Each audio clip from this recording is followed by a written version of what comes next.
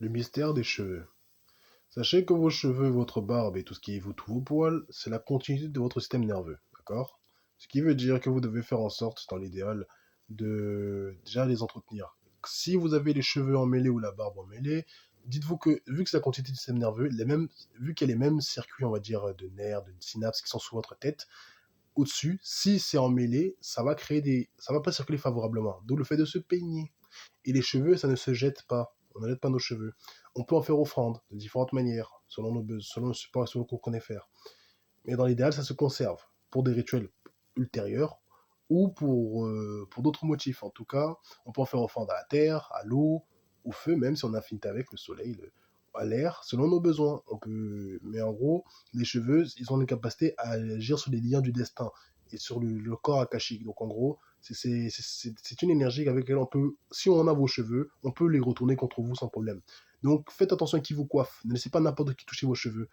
Et dans l'idéal, essayez de les couvrir ou au moins d'avoir une protection pour éviter que... Parce que sinon, vous allez capter les influences des gens tout autour de vous. C'est bon, ça que servent les voiles, les foulards, les chapeaux. C'est pour éviter certaines interactions parfois perturbantes énergétiquement. Et pareil, les cheveux, évitez de les couper avant la pleine lune, dans l'idéal. C'est mieux. Les coiffures, faites des coiffures dans l'idéal qui vont vers le haut. So, si vous avez des cheveux afro, vous pouvez faire des trucs qui sont des locks, ce que vous voulez, mais privilégiez des trucs qui sont symétriques et des trucs qui auront une énergie un peu ascendante. C'est un petit partage rapide pour expliquer un peu que le cheveu n'est pas simplement ce que vous voyez là, mais un véritable outil spirituel.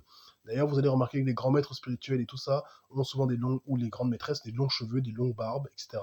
C'est pour se connecter plus facilement aux énergies, pour la barbe qui tourne vers le bas, tellurique et aussi céleste, et autres. C'est pour harmoniser le tout. Et les poils même sont importants parce qu'ils permettent de mieux sentir les sensations, les vibrations. C'est comme les vibrisses d'un chat. Et aussi, même pour l'intimité, c'est mieux. À différence, déjà pour le confort et pour la connexion et l'échange des énergies.